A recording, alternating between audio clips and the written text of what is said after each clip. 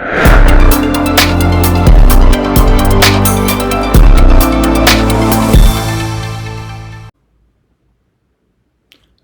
दोस्तों, उम्मीद है आप सब अच्छे होंगे।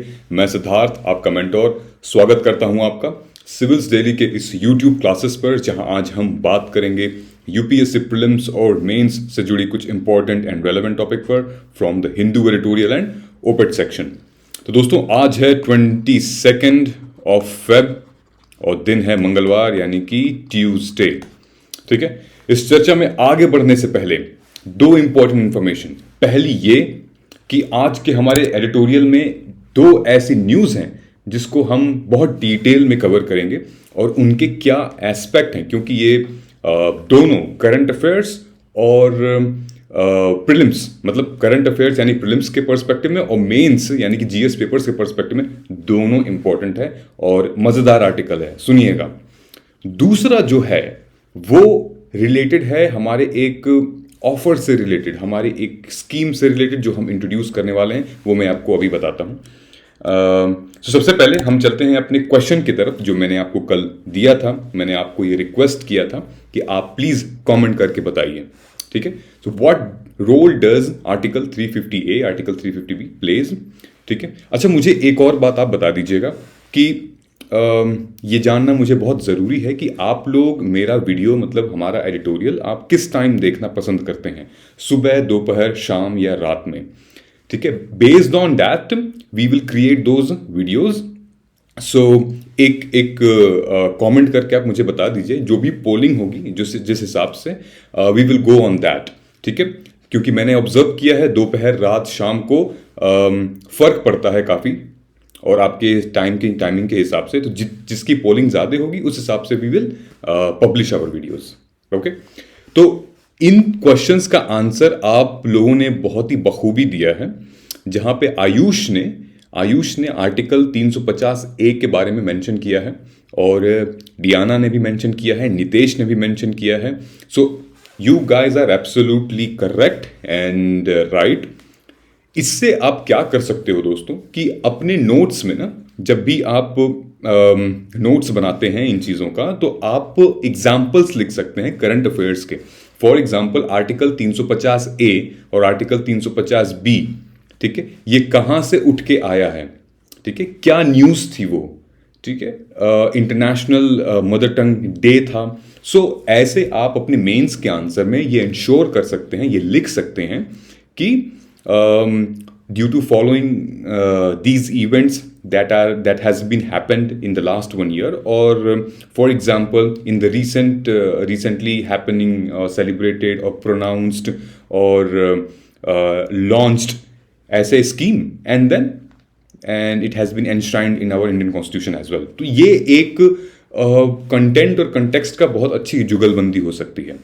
ओके, सो आर्टिकल्स के साथ, जजमेंट्स के साथ और आपके जो कंटेंट हैं उसको न्यूज़ के साथ अगर आप जोड़ देते हैं तो बहुत एक मतलब अफेक्टिव वे में आप अपना मेंस आंसर लिख रहे हो। ओके, यहाँ पे डियाना और नितेश, आयुष, आप लोगों का आंसर, तीनों का आंसर सही है। ठीक है, यही तो एक जो हमारी अंडरस्टैंडिंग है यहाँ पे समझ में आती है। The way you all three have written your answer, जैसे आप लोगों ने लिखा है, इज एब्सोल्युटली फाइन। सबका मीनिंग एक ही है ऑलमोस्ट, घुमा फिरा के, लेकिन आप लोगों ने अपने अपने लैंग्वेज में लिखा है। This is the best part what I think. ठीक है, जरूरी नहीं कि आप कॉपी पेस्ट करके यहाँ चिपका दो या फिर कहीं का मटेरियल कहीं, ये तो अपने आप से चोरी हो गई। ठीक है, ये इंटेग्रिटी की बात हो गई, जहां पे कोई नहीं देख रहा है वहां आप खुद अपने आप को जज कर रहे हो। So understand it. Maybe you have to read it from Google, maybe you have to read it from other videos, but you ensure कि अगर आप यहाँ मुझे कमेंट कर रहे हो, so आपका वो कॉन्सेप्ट समझ में आना चाहिए, क्लियर होना चाहिए। यही मेरी एम ऑब्जेक्टिव है बेसिकली। कॉपी पेस्ट मत करिएगा। सो आई एग्री, मुझे आप लोग जिस हिसाब से कंटेंट लिख रहे हो वो मुझे पूरा भरोसा है कि आप लोग समझ के, पढ़ के तब अपना एक यहाँ पे इंटरप्रिटेशन दे रहे हो अपनी भाषा में। Okay, so very good guys, thank you so much. यहाँ पे नितेश की बात की गई है, एक्सप्लेनेशन, अच्छा, क्वालिटी ऑफ एजुकेशन से आपने लिखा है, तो पहले तो आप लोगों का ये सारा आंसर सही है। ठीक है, गुड वन गाइज। नितेश ने एक फ्रेमवर्क बना के दिया है, education quality of education system. Question पे हम आते हैं। क्वेश्चन ये कहता है, India faces challenges in providing quality education to its children and youth. अब डिस्कस करनी है, मतलब कि एक रिटन डिबेट है, the importance of new education policy. ठीक है, तो नितेश बच्चे, आपने जो शुरू में लिखा है ना, ये नहीं होना चाहिए। Will explain the problems of quality education in India. No, start with the education system of India. Bharat में जो शिक्षा व्यवस्था है, पढ़ाई की जो व्यवस्था है, उसके बारे में आप स्टार्ट कीजिए बताना। ठीक है, our Indian education system has been so on and so forth since the Vedic times, और ऐसे ऐसे चलता आ रहा है। And right to education act, based on the right to education act 2009, ये चीजें हैं। ये बेसिक इंफॉर्मेशन करते आइए।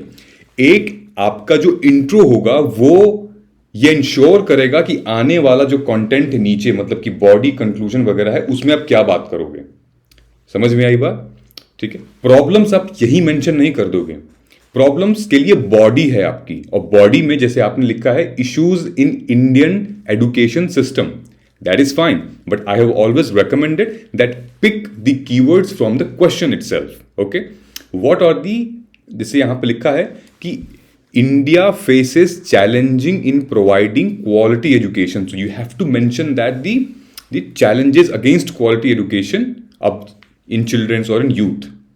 अब यहां पे आप मेंशन कर सकते हो lack of infrastructure, lack of ये, लैक ऑफ वो, ग्लोबल रैंकिंग है हमारे पास, टीचर्स की ट्रेनिंग नहीं है, ये है चैलेंजेस। ठीक है, एंड देन आपसे पूछा गया है डिस्कस करने के लिए।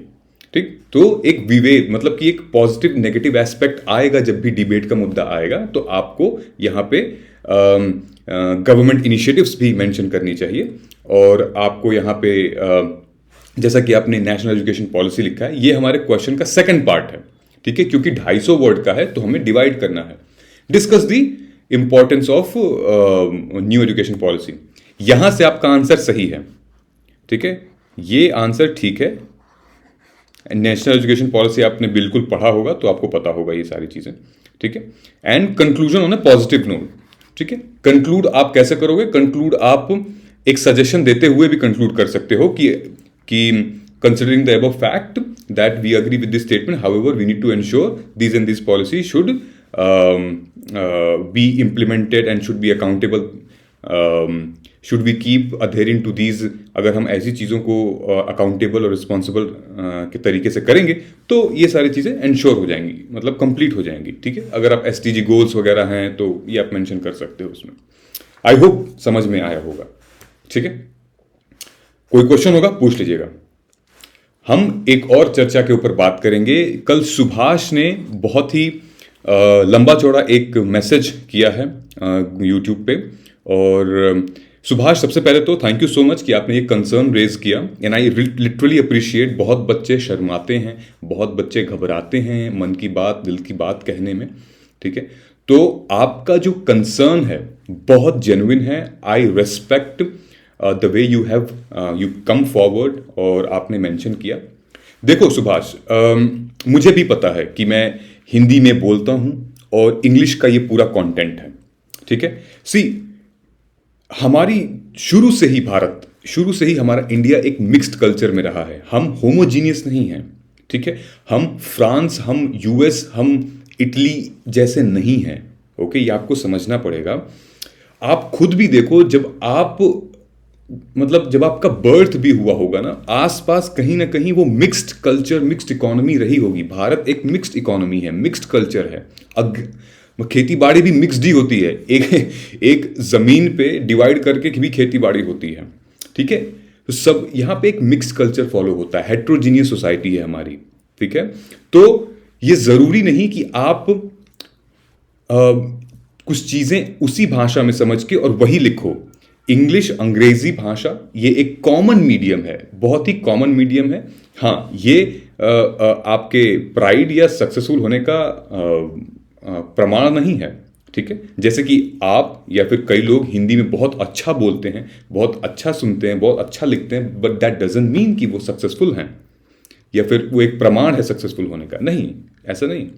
It's just a medium to communicate, it's just a basic medium to communicate here. ठीक है, शुरू से ही हम यस नो और बेसिक इंग्लिश टर्म्स में डिफाइन करते हुए आ रहे हैं। अब आते हैं हम दूसरे पार्ट पे। बहुत से ऐसे मेरे स्टूडेंट्स हैं सुभाष, जो जीएस पेपर इंग्लिश में लिखते हैं, जीएस पेपर इंग्लिश में अटेम्प्ट करते हैं, और हिंदी साहित्य मतलब कि हिंदी लिटरेचर उन्होंने अपना ऑप्शनल रखा है। ओके, क्योंकि उनको लगता है कि ऑप्शनल सब्जेक्ट वो अच्छे से स्कोर कर सकते हैं हिंदी मीडियम पढ़ के।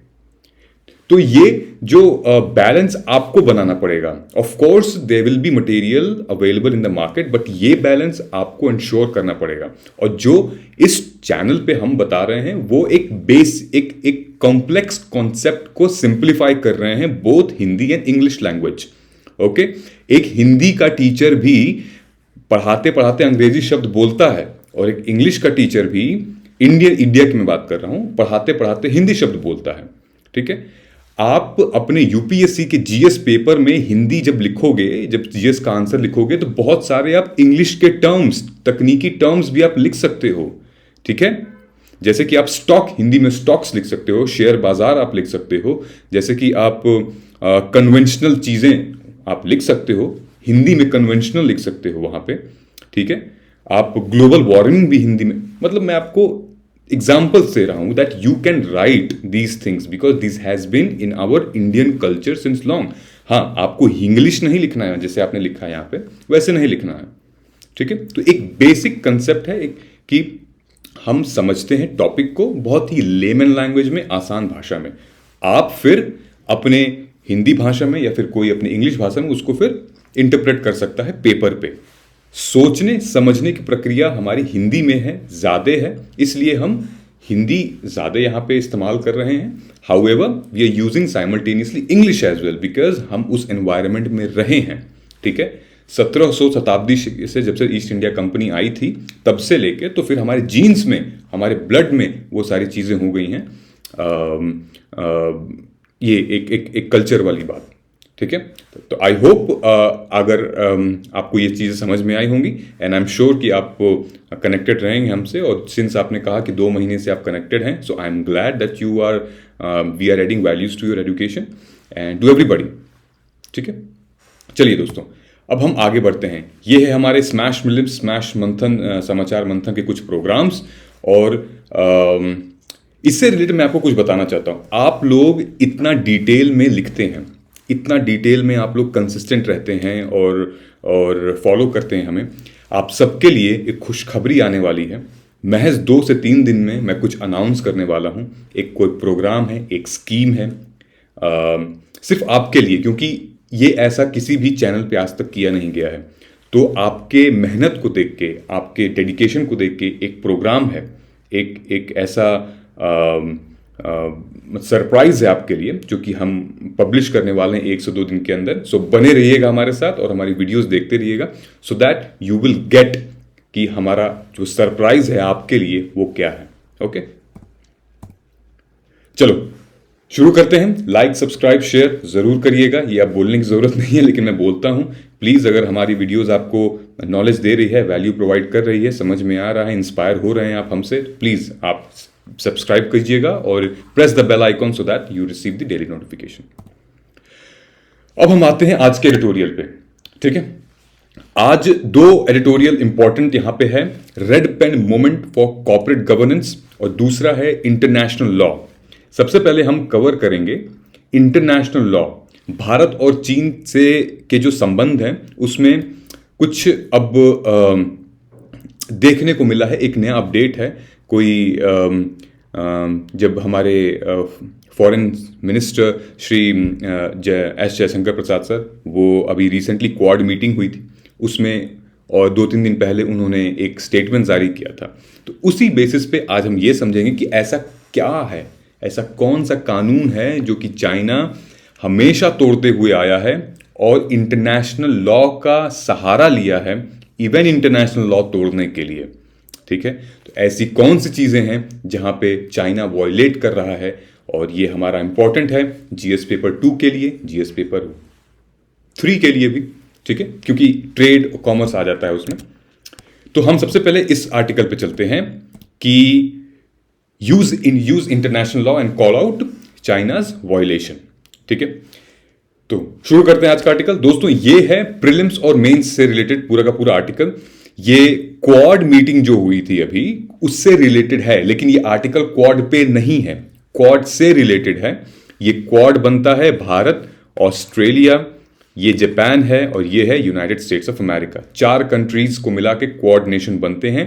हालांकि ऑस्ट्रेलिया पहले हट गया था इसमें से, लेकिन 2017 में ऑस्ट्रेलिया फिर से ऐड हो गया था। ठीक है, चाइना के ही प्रेशर की वजह से ऑस्ट्रेलिया रिमूव हो गया था, आई थिंक 2013 में हुआ था, लेकिन फिर ऐड हो गया 2017 में और फिर से क्वाड पार्टनरशिप बन गई। ये जो क्वाड मीटिंग हुई थी वो नाटो से रिलेटेड थी, इंडो पैसिफिक से रिलेटेड थी, वैक्सीन, 5G, कोवोवैक्स, सारी चीजें रिलेटेड थी। लेकिन ये आर्टिकल आज उस बारे में नहीं है, ये आर्टिकल है एक बहुत ही गर्म मुद्दे के बारे में। ठीक है, जब हमारे जयशंकर सर जब आप गए थे वहां पे, तो उन्होंने जब वो गए थे तो 2-3 मुद्दे बहुत ही गर्म हुए थे पूरे वर्ल्ड में, अभी भी चल रहे हैं। जो नाटो और रशिया यूक्रेन का जो क्राइसिस चल रहा है वो है, जहां पे यूएस और रशिया वर्सेस का एक क्राइसिस भी दिख रहा है। दूसरा है अफगान क्राइसिस, यहां भी इंडो पैसिफिक को लेके कंसर्न रेज होता है। ठीक है, ये पूरा का पूरा ये जो एरिया है हमारा। ठीक है, सो हम यहां समझते हैं कि भाई चाइना ने हमेशा ऐसा कौन सा लॉ है, ऐसा कौन सा पैक्ट है जो चाइना ने तोड़ा है। ठीक है, सो बेसिकली जो हमारे फॉरेन एक्सटर्नल अफेयर मिनिस्टर हैं जयशंकर सर, उन्होंने एक स्टेटमेंट जारी किया है। उन्होंने कहा है कि जो हमारी लैंड बॉर्डर्स हैं जब तक वो प्रोटेक्ट रहेंगे तब तक हमारे आपसी संबंध भी प्रोटेक्ट रहेंगे। ठीक है, जब हमारे लैंड बॉर्डर्स पे, जब हमारे बॉर्डर्स पे आपत्ति आएगी तो फिर हमारे रिलेशन में भी, हमारा जो इंटरनेशनल, हमारा जो फ्रेंडली रिलेशन है उस पे भी बाधा आएगी, उस पे भी इश्यूज आएंगे। ठीक है, जब तक आप हमारे सरजमीन के बॉर्डर्स की वैल्यू कर रहे हैं तब तक हम आपके सरजमीन की बॉर्डर की वैल्यूज कर रहे हैं, हम दोस्ती निभा रहे हैं। लेकिन जब आप सीमा पार करेंगे, जब आप बॉर्डर क्रॉस करेंगे, जब आपकी नीयत ये होगी कि हम कब्जा करें, हम अटैक करें, हम धमकाएं, हम मारे लोगों को, तब हमारी दोस्ती पे आंच आएगी। तो और फिर हम बॉर्डर रिलेशन के हिसाब से ही बात करेंगे, आपसी संबंध भूल जाएंगे। ये एक तरीके से कहना था जयशंकर सर का, जिसको मैंने इंटरप्रेट किया है। ठीक है, नाउ लेट अस अंडरस्टैंड कि कौन सा ऐसा लॉ है जो चाइना ने ब्रीच किया है। ठीक है, समय समय पर चाइना ने कुछ लॉज को, कुछ प्रोटोकॉल्स को ब्रीच करते हुए आए हैं, और वो क्या, कौन सा एक्सेप्शन है जो कि चाइना हमेशा ये दे देता है कि भाई इस एक्सेप्शन की वजह से हमने ये किया, इस एक्सेप्शन की वजह से हमने मिलिट्री बैठाई, पेट्रोलिंग की बॉर्डर्स पे। ठीक है, सो सबसे पहले ये हैं हमारे foreign external affair minister Jaishankar sir, और ये क्वाड है, Japan, Australia, US. Okay, so ये जो एलएसी वाला मामला है has arisen due to disregard by China written agreement, but what China has been doing at LSE is not a mere disregard. मात्र disregard China नहीं कर रहा है, और भी उससे कई सारी चीजें चाइना कर रहा है। ठीक है, तो ध्यान रखिए। अब आप अपने मेंस आंसर में क्या लिख सकते हैं, जब भी अगर इंटरनेशनल इश्यूज से रिलेटेड क्वेश्चन आएंगे चाइना के ऊपर, या फिर क्वाड के ऊपर, या फिर जो भी चैलेंजेस हैं इंडो चाइना ट्रेड से रिलेटेड, क्या क्या क्वेश्चन आ सकते हैं और क्या आप मेंशन कर सकते हैं। फर्स्ट, 1993 में भारत और चाइना सबसे पहले एक अग्रीमेंट के तहत वो इंश्योर करते हैं कि दोनों में से, ना भारत न चीन, दोनों में से कोई भी कंट्री एक दूसरे को धमकाएगी नहीं, दोनों में से कोई कंट्री एक दूसरे को फोर्स नहीं करेगी अपने मिलिट्री पावर को, ताकि बॉर्डर को कैप्चर करने के लिए। ठीक है, ये एक अग्रीमेंट के तहत मेंशन किया गया था 1993 में। ठीक है, it further enunciate that the India China boundary question shall be resolve through peace and friendly consultation. ठीक है, ये बात भी हुई थी कि भाई आपसी मामले में, दोस्ती में हम मुद्दा निपट लेंगे। उसके बाद आर्टिकल 1 ऑफ 1996 अग्रीमेंट के हिसाब से ये कॉन्फिडेंस एक दूसरे में बिल्ड किया गया कि भाई दोनों साइड जो हैं वो अपनी मिलिट्री की जो पावर है, मिलिट्री कैपेबिलिटीज हैं, उनको रेस्ट्रिक्ट करेगी फोर्स यूज करने से, उनको प्रोहिबिट करेगी कि भाई जबरदस्ती नहीं करनी है। ठीक है। और आर्टिकल 1 और आर्टिकल 8 ऑफ 2005 और 2013 के अग्रीमेंट में ये इंश्योर करते हैं भैया कि the prohibition on the use of force, force मतलब military, prohibition on the use of military at the border. क्यों? क्योंकि हम पीसफुल और फ्रेंडली कंसल्टेशन से ये मुद्दा सॉल्व कर सकते हैं। ठीक है, ये हो गया। तीसरा ये है, states been forbidden from using force in international relation in a cardinal rule of international law, article 2 clause 4 of United Nations Charter। ठीक है, यूनाइटेड नेशन चार्टर के 2 एक्सेप्शंस हैं। यही 2 एक्सेप्शंस की वजह से चाइना हमेशा से ये दलील देता आ रहा है, वो क्या है कि भाई सेल्फ डिफेंस हम कर रहे हैं, सेल्फ डिफेंस के चक्कर में हमने लोगों को मारा, सेल्फ डिफेंस के चक्कर में हमने बॉर्डर क्रॉस किया, सेल्फ डिफेंस के चक्कर में हमने बस्तियां लगाई, हमने मिलिट्री बैठाई, हम पेट्रोलिंग करते थे। ये सारा सब कुछ आर्टिकल 51 जो सेल्फ डिफेंस की बात करता है यूएन चार्टर एक्ट में, उसके तहत चाइना अपने आप को प्रोटेक्ट करता है। और इसकी प्रोटेक्शन मेंशन की गई है यूएन सिक्योरिटी काउंसिल जो कि चैप्टर 7 में है चार्टर एक्ट। ओके, सो इससे रिलेटेड दोस्तों मैंने वीडियो भी बनाई थी, आपको मैं लिंक दे दूंगा डिस्क्रिप्शन बॉक्स में, जहां पे इंडिया चाइना बॉर्डर क्राइसिस, जहां पे डेप्संग के बारे में मैंने बात की थी, और दूसरा मैंने बात की थी कि China's new move on Arunachal Pradesh. ये भी हमने देखा गया है, अगर आप आर्टिकल पे आएंगे, ये भी हमने देखा है कि रिसेंटली इन सबके बावजूद चाइना अरुणाचल प्रदेश में 15 जगहों के नाम बदल दिया है।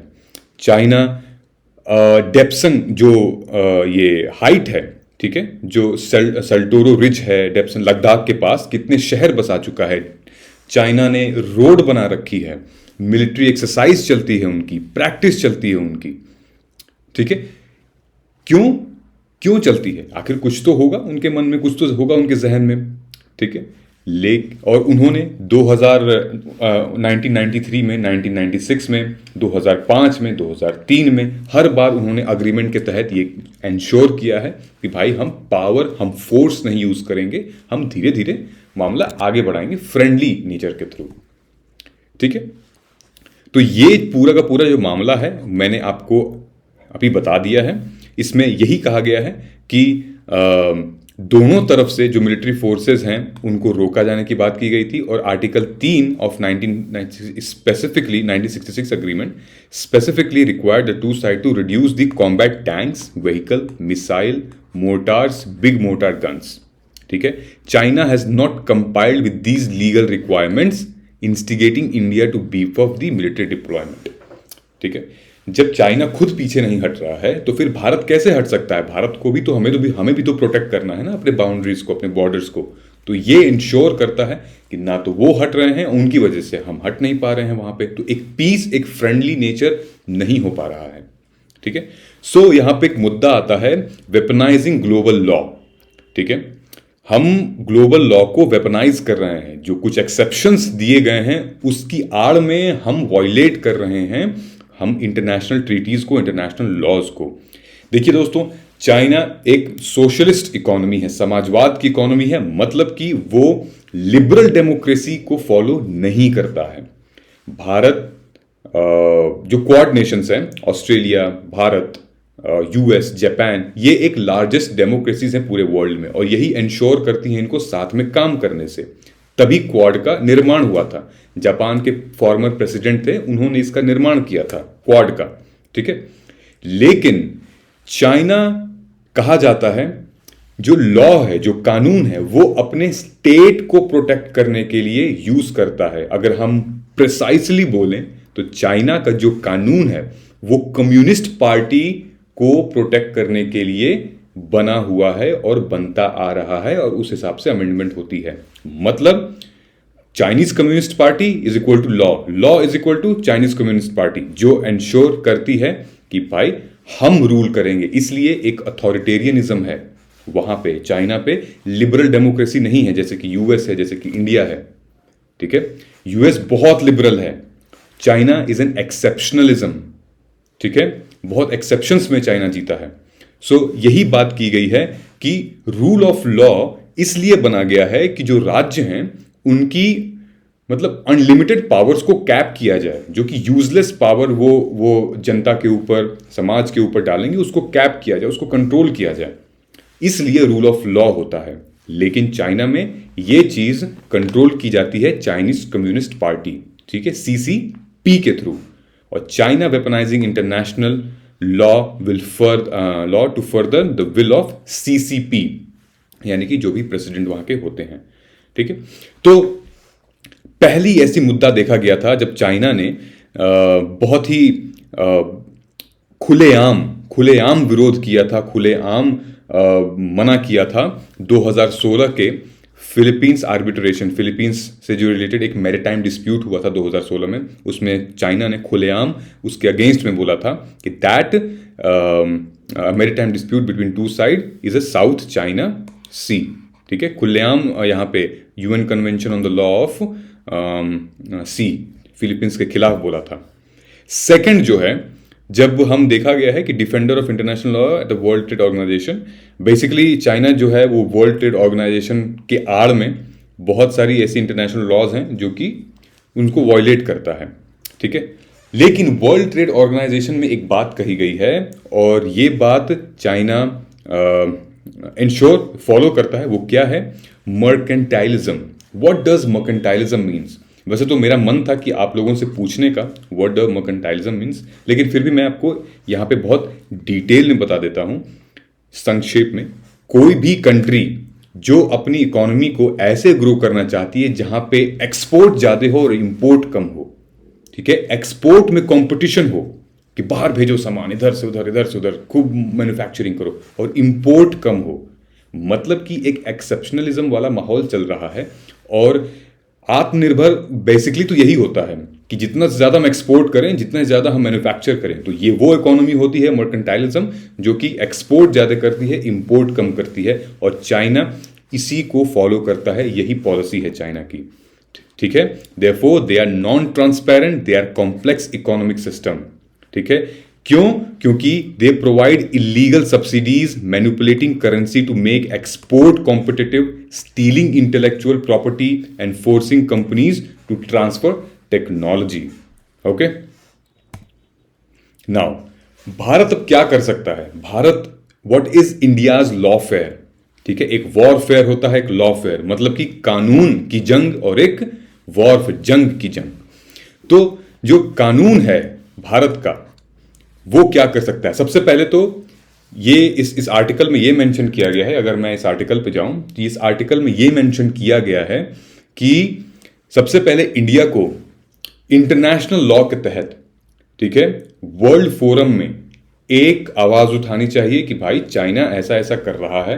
ठीक है, प्रूफ के साथ, फैक्ट्स के साथ जाना चाहिए, ताकि एक स्ट्रॉन्ग केस बन सके, एक स्ट्रॉन्ग लीगल केस बन सके चाइना के खिलाफ। कहां पे? इंटरनेशनल लेवल पे, including UN charter and customary laws at every forum to call out China's legal action. Call out मतलब कि निकालना, बाहर फेंकना। ठीक है, unequivocal proclamation should be made all international platform that India reserves the right to act in self-defense under Article 51 of UN Charter to counter Chinese misadventure। China, India भी तो article 51 का संरक्षण दे सकती है, राइट? कि जब चाइना ले रहा है तो इंडिया भी ले सकती है। इंडिया भी कह सकती है जब हम भी अपने सेल्फ डिफेंस पे काम करेंगे, जब चाइना भी सेल्फ डिफेंस में काम कर रही है तो। ठीक है, देयरफॉर और क्या कर सकते हैं? इनफैक्ट आप भी मुझे कमेंट करके बता सकते हैं कि इंटरनेशनल लॉज चाइना के ऊपर क्या मतलब लीगल एक्शंस ले सकते हैं। यहां पे तो इन्होंने मेंशन किया है कि इकोनॉमिक सैंक्शन लगा दो, मतलब कि उसके ट्रेड पे, उसके इकोनॉमिक पे, उसके मिलिट्री पे सैंक्शन लगा दो ताकि उसको दिक्कत हो जाए। ठीक है, लैंड बॉर्डर से रिलेटेड अगर कोई मुद्दा हो रहा है तो उसको फिर दिक्कत हो जाए। ठीक, India the purpose of India's lawfare should be able to demonstrate what the China's international law violation pose a threat. ठीक है, सो एक डिमांड जानी चाहिए इंडिया की तरफ से और ये सारे फैक्ट्स एंड फिगर्स के साथ पब्लिश होना चाहिए। तो बेसिकली आपका जो मेंस का जो आंसर होगा, आपके कुछ इंपॉर्टेंट चीजें यहां पे मेंशन है। Article 51 of the UN charter, ये आप मेंशन कर सकते हो। ठीक है, इनफैक्ट सीसीपी के बारे में मेंशन कर सकते हो आप, जो मैंने आपको पढ़ाया है अभी। और ये मेंशन कर सकते हो मर्केंटाइलिज्म वाली इकोनॉमी। ओके, उसके बाद आप ये पूरा अग्रीमेंट 1996 का 1993 का एग्रीमेंट आप मेंशन कर सकते हो। तो एक अच्छा खासा मटेरियल इस आर्टिकल में आपको मिल जाएगा। 3 क्वेश्चन इससे बनते हैं मेंस के। आप तीनों में से कोई एक, किसी एक पे आप कमेंट कर सकते हैं और हमें बता सकते हैं। ओके, ये हो गया, ये हो गया, ये हो गया। ये आप तीनों पे भी कर सकते हैं। I will review it and we will discuss in our next analysis. ठीक, चलते हैं हम अपने पहले जो पीपीटी में पहला हमारा न्यूज़ था, a red pen movement for corporate governance. तो दोस्तों, ये हैं मिस चित्रा रामाकृष्णन। रिसेंटली पिछले 10-12 दिन से ये सुर्खियों में है, न्यूज़ में है। और क्यों है आप सबको पता है, हम उस बारे में चर्चा बहुत ज़्यादा नहीं करेंगे। क्योंकि ये पेपर ये कॉर्पोरेट गवर्नेंस से है, ये नेशनल स्टॉक एक्सचेंज से है। ठीक है, यहाँ सेबी की बात आ जाती है। ठीक है, तो ये एक इंपॉर्टेंट एंगल बन जाता है हमारे मेंस और प्रीलिम्स के लिए। ठीक है, GS2 का पार्ट है, GS3 का पार्ट है। Capital market, banking, NBFC and NGOs की बात यहाँ की गई है। ठीक है, आप देख सकते हो कितनी सुर्खियों में है ये। हर जगह मिंट हो गया, या फिर Gulf News, India Today, Business Line, Financial, the Hindu, हर जगह इनकी न्यूज़ सुर्खियों पे है। 2 days, 10 hours, 1 day, 23 hours, recently ये चर्चे में है। हुआ क्या था, आइए जानते हैं हुआ क्या था इनके साथ, क्या किया है इन्होंने। बेसिकली एक स्टोरी के फॉर्म में हम थोड़ा सा समझ लेते हैं। ये है हमारा article, red pen movement for corporate governance. ठीक है दोस्तों, सबसे पहले हमें ये जानना होगा कि नेशनल स्टॉक एक्सचेंज जो हमारा आया था 1900 आई थिंक 93 में आया था या 92 में आया था। बड़ी यहाँ मैंने मेंशन किया हुआ है शायद, हाँ 1992 में इसकी स्थापना हुई थी नेशनल स्टॉक एक्सचेंज की। ठीक है, तो ये एक ऐसी बॉडी है और जहाँ पे नेशनल लेवल के शेयर्स मार्केट लोग इन्वेस्ट करते हैं, लोग बाई करते हैं, लोग सेल करते हैं। ठीक है, तो 1992 में जब इसकी स्थापना हुई और बाद में जाके जब ये MD और CEO बनी चित्रा रामाकृष्णन, तो हुआ यूं था कि जो रिपोर्ट आई है, और रिपोर्ट किसकी आई है, रिपोर्ट आई है यहाँ पे जो एक बोर्ड मेंबर हैं सेबी के, अनंत बरुआ जी की जो रिपोर्ट आई है, उस रिपोर्ट को मैं आपको बता रहा हूं। उन्होंने कहा है कि भाई इतनी बड़ी ऑर्गेनाइजेशन, नेशनल स्टॉक एक्सचेंज, इतनी बड़ी ऑर्गेनाइजेशन, और अपने ऑर्गेनाइजेशन के फैसले कौन किससे लेती हैं, कोई हिमालयन योगी है उससे लेती हैं। है ना हैरत वाली बात, मतलब इट्स अ डिस्टर्बिंग फैक्ट। ठीक है, वो भी बिना किसी से पूछे, बिना किसी से राय मशवरा लिए ये फैसले खुद तय करती थी। ठीक है, हुआ क्या था कि इन्होंने एक शख्स को अपॉइंट किया। ठीक है, वो शख्स का नाम था, यहां पे मेंशन किया गया है, Ramakrishna contention, grim sarcasm, Barua's report, Anand Subramanian. ठीक है, आनंद सुब्रमण्यम को इन्होंने अपॉइंट किया था। ठीक है, बेसिकली आनंद सुब्रमण्यम कहां से आए थे, ये भी एक क्वेश्चन बनता है। और उनको लगभग 10 गुना सैलरी पे ऑफर किया गया और एक स्ट्रेटेजिक एडवाइजर के रूप में अपने एडवाइजरी के लिए, कंसल्टेशन के लिए उनको अपॉइंट किया गया। ठीक है, कोई जॉब नहीं क्रिएट की गई थी उनके लिए, किसी को पता नहीं था NSC में कि भाई ये कोई पोस्ट क्रिएट की गई है, ये आने वाले हैं आनंद सुब्रमण्यम आने वाले हैं, ये क्या करने वाले हैं। ठीक है, कोई इवैल्यूएशन नहीं हुई थी, कुछ नहीं हुआ था, बस ये आ गए फेस में। ठीक है, Therefore, Mr. Subramaniam was hired as a consultant and progressively given operational power दी गई थी उनको, और एक वर्चुअल सेकेंड हैंड कमांड दे दी गई थी नेशनल स्टॉक एक्सचेंज की।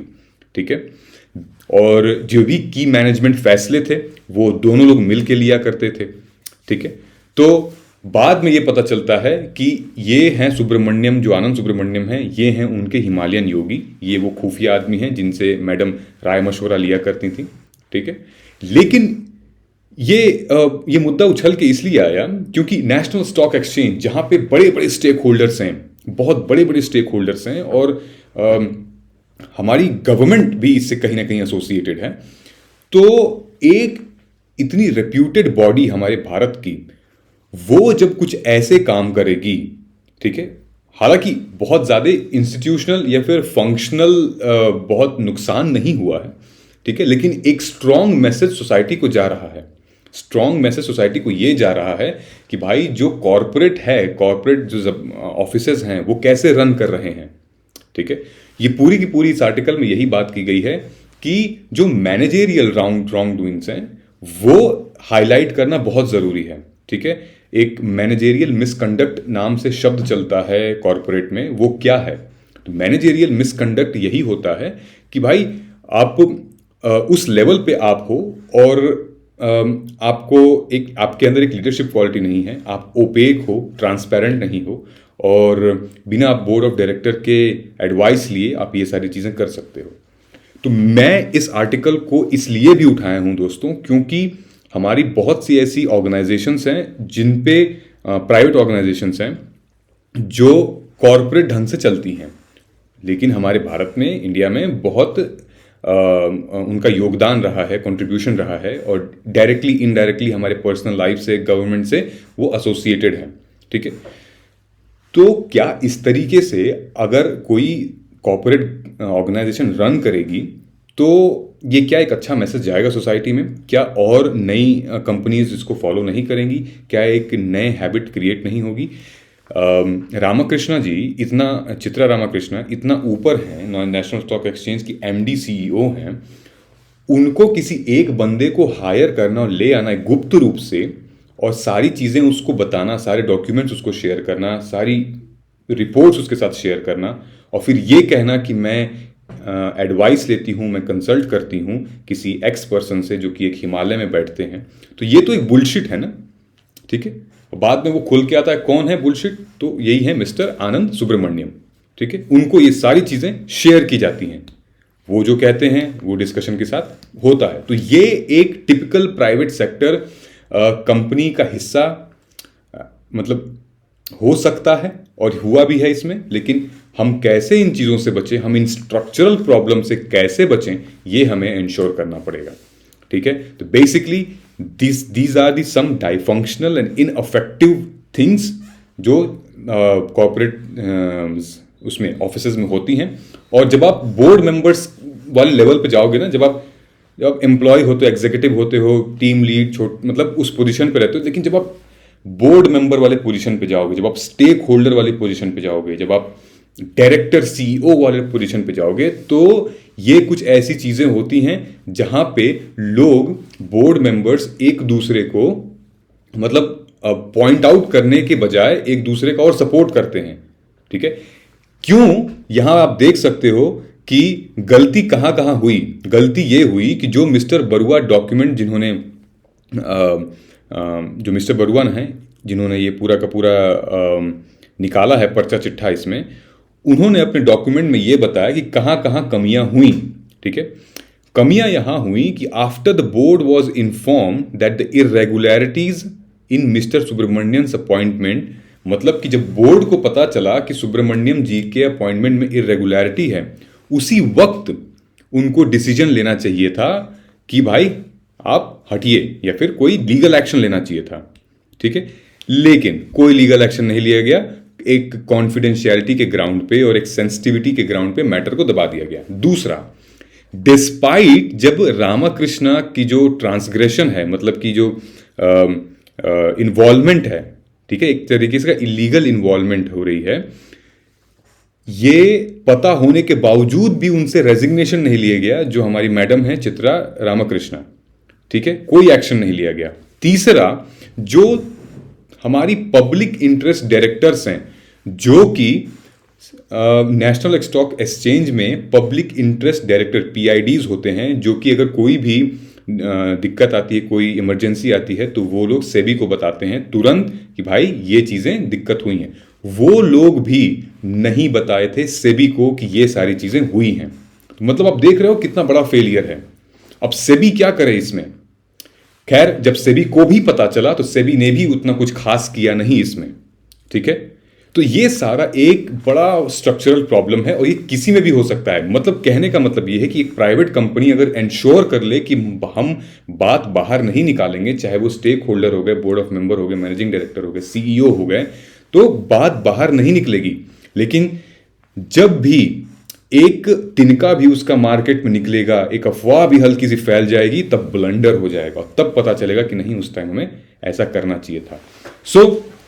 ये जो पूरा मुद्दा है कि हम कैसे इसको ठीक कर सकते हैं, उसी के बारे में यहां पे मेंशन किया गया है, ठीक है, कि मैनेजेरियल मिसकंडक्ट क्या होता है, स्पिरिचुअल फोर्स। मैडम का कहना था कि हम एक स्पिरिचुअल फोर्स से कनेक्टेड हैं, इस वजह से ये सारी चीजें हो रही हैं। लेकिन जब ये पता चला कि स्पिरिचुअल फोर्स तो एक ह्यूमन बीइंग है, एक आदमी है, मतलब हम जैसा एक आदमी, उनसे आप राय मशवरा ले रहे हैं, तो सेबी ने कहा कि स्पिरिचुअल फोर्स तक तो ठीक है मैडम, लेकिन जो सेबी एक्ट है, जो सिक्योरिटीज कॉन्ट्रैक्ट रेगुलेशन एक्ट है, इसकी कुछ कॉन्फिडेंशियल इंफॉर्मेशन है, स्टॉक एक्सचेंज की कॉन्फिडेंशियल इंफॉर्मेशन है, वो सब आप स्पिरिचुअल फोर्स को कैसे शेयर कर रहे हो, जो कि खुद मैनिपुलेटिव है, ठीक है। सो प्रॉब्लम यहां पे यही है कि जो बोर्ड मेंबर्स हैं are selected by top management Bharat में, who is also the promoter, ठीक है। Leading companies institution board membership are lucrative, prestigious and carry attractive perks, ये सारी चीजें हैं। सो बेसिकली जो बोर्ड मेंबर होते हैं वो लोग मतलब बोल भी नहीं पाते एक दूसरे के खिलाफ कॉर्पोरेट में, और जब बोलते भी हैं तो उनको ट्रबल मेकर कहा जाता है। मतलब if you have right to disagree, you have right to say no, right. So उस टाइम पे एक ट्रबल मेकर कहा जाता है, ठीक है, कि भाई ये ट्रबल क्रिएट कर रहा है, इसको हटाओ, यहां से निकालो इसको। तो होना ये चाहिए था कि भाई ये यहां पे जो आर्टिकल है वहां पे सजेशंस ये हमें दे रहे हैं कि होना ये चाहिए कि the top management must be allocated to choose not more than 50% of the independent director, ठीक है। 50% इंडिपेंडेंट डायरेक्टर्स तक वो चूज कर सकते हैं, बाकी the rest must be chosen by various stake holder, जैसे कि financial institution, bank, small share holders, employees जैसे, बाकी ये लोग चूज कर सकते हैं। वही जब आप इतनी बड़ी कंपनीज हैं तो जितना आपका पैसा है उससे उतना ही ज्यादा लोगों का भी पैसा उसमें लगा हुआ है, ठीक है। तो आपकी अकाउंटेबिलिटी, आपकी रिस्पॉन्सिबिलिटी बहुत बड़ी है। तो इसमें जो स्टेक होल्डर्स हैं, चाहे वो कोई भी इंस्टीट्यूशंस हो, उनका इन्वॉल्वमेंट भी, उनके डिसीजन भी मायने रखता है। आप सिर्फ नहीं चला सकते उसको, ठीक है। सो बेसिकली यहां जो बात की गई है, it is vital to guard the guardian as well. ये बहुत अच्छी बात की गई है, it is vital to guard the guardian as well, ठीक है। Convulsions of outrage after particular episode will not take us very far. We need significant institutional reform अगर corporate governance is not remain an illusion, ठीक है। तो हमारे government को भी इस बारे में सोचना चाहिए कि भाई कॉर्पोरेट गवर्नेंस को इंश्योर करना पड़ेगा कि भाई उनके भी जो माननीय हैं, जो सीईओ हैं, उनकी भी अकाउंटेबिलिटी हो, उनका भी एक रेफ चेक हो, और टाइम टू टाइम एक ऑडिट हो, ताकि भाई चीजें ठीक से चलें, ऐसी सारी चीजें ना आए, ठीक है। The audit must evaluate the regulators performance in the relation of their objective, ठीक है। सेबी के बारे में यहां बताया है। सेबी क्या है? सेबी बेसिकली 1982 में स्टैब्लिश हुआ था, Securities and Exchange Board of India in 1922, जिसका मेजर फंक्शन है to protect the interest of the investor in security. अगर आपने कहीं निवेश किया है तो आपके इंटरेस्ट को, आपके एम और ऑब्जेक्टिव को ये इंश्योर करेगा, ये प्रोटेक्ट करेगा अगर कहीं फ्रॉड होता है किसी शेयर मार्केट में, तो ठीक है। To regulate the securities market. National Stock Exchange क्या है? उसी समय नेशनल स्टॉक एक्सचेंज का भी गठन हुआ था 1992 में। It has developed into a sophisticated electronic market. ये पहला इलेक्ट्रॉनिक मार्केट था जो भारत में डेवलप हुआ था 1992 में, ठीक है। विच rank 4 in the world by equity trading volume. Equity trading मतलब शेयर ट्रेडिंग वॉल्यूम, ठीक है। जब शेयर कई सारे होते हैं तो उसको स्टॉक बोला जाता है, ओके। और जब सिंगल आप शेयर लेते हो उसको इक्विटी बोला जाता है, ठीक है।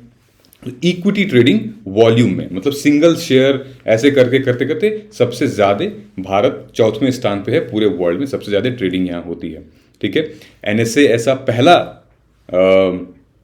स्टॉक एक्सचेंज है जो कि पूरा इलेक्ट्रॉनिक ट्रेडिंग है, पूरा का पूरा चलता रहता है, आप देखते होंगे पूरा इलेक्ट्रॉनिक ट्रेडिंग है, ठीक है। The Nifty 50 is the flagship index of the national Stock exchange of India limited, ठीक है। The index tracks the behaviour of portfolio like blue chip companies, large cap, mid cap, small cap, basically 1600 कंपनियां जिसमें listed हैं वो ensure करती हैं, ठीक है।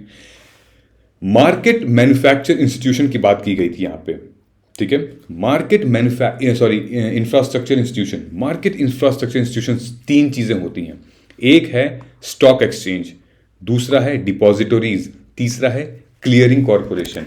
तो MII की बात यहां की गई थी, जो ग्रीन वाला आप देख रहे होगे, कि she is doing great job, she is entitled to pick her muster typical private company sector, not so in public institution which is market infrastructure institution because it has amount to violation of regulation। मतलब कि जो madam कर रही थी वो private समझ के कर रही थी, लेकिन ये एसोसिएटेड है, NSC एसोसिएटेड है मार्केट इंफ्रास्ट्रक्चर इंस्टीट्यूशन से, जिसमें कि 3 चीजें आती हैं। पहला है स्टॉक एक्सचेंज, जो कि हमारा फाइनेंशियल इंस्ट्रूमेंट जहाँ पे मार्केट में जाता है, जैसे कि स्टॉक, बॉन्ड, कमोडिटीज, ये सारे ट्रेड होते हैं। दूसरा है डिपॉजिटरीज, जहाँ पे डिपॉजिट करते हैं आप पैसे, चाहे वो कोई ऑर्गेनाइजेशन हो गई, चाहे वो बैंक, कोई इंस्टीट्यूशन हो गया, जो कि सिक्योरिटीज होल्ड करते हैं आपकी, जो असिस्ट करते हैं कि भाई ट्रेड कैसे करें। तीसरा है clearing corporation in an organization affiliated with stock exchange, ठीक है। सेटलमेंट वगैरह, डिलीवरी ट्रांजैक्शन, कंफर्मेशन कैसे हैंडल करेंगे। तो ये एक मार्केट इंफ्रास्ट्रक्चर इंस्टीट्यूशन है, ठीक है। आप ऐसे नहीं इसको नचा सकते हो अपनी उंगलियों पे, ठीक। तो उम्मीद है कि आज ये जो आर्टिकल एनालिसिस है आपको समझ में आया होगा। ये क्वेश्चन है, इसको कमेंट करके आप बताइएगा कि बिमल जलान कमेटी का क्या रिकमेंडेशन था इससे रिलेटेड, और सोशल स्टॉक एक्सचेंज क्या होता है दोस्तों, ठीक है। कौन से कंट्रीज में ये model social stock exchange follow किया जाता है। BSc NSC तो ठीक है, सोशल SSC क्या होता है, ये कमेंट करके हमें डिटेल में बता दीजिएगा आप, और फिर हम कल रिव्यू कर लेंगे आपका आंसर, ठीक है। और हाँ, वो सरप्राइज वाली बात मैं कल परसों में जरूर आपके साथ डिस्क्लोज करूंगा, लेकिन आप पूछे गए क्वेश्चंस पे प्लीज हमें क्वेश्चन करिए, आप रिप्लाई करिए, कमेंट करिए, जैसे सुभाष ने किया है, जैसा प्रमिला करती है, जैसा और भी हमारे स्टूडेंट्स हैं जो कि खुलेआम खुल के बोलते हैं, अपने विचार व्यक्त करते हैं, तो ठीक है। आप आज़ाद हैं, किसी ने आपको रोका नहीं है, फ्रीडम ऑफ फ्री एक्सप्रेशन आपके साथ है। सो प्लीज़ आप कमेंट करके हमें बताइए कि आज आपने क्या समझा, और ये सारे क्वेश्चंस का आप रिस्पॉन्ड कीजिए, ठीक है। चलिए मिलते हैं हम कल के ओपन एनालिसिस में, तब तक आप अपना ख्याल रखिए। जय हिंद दोस्तों।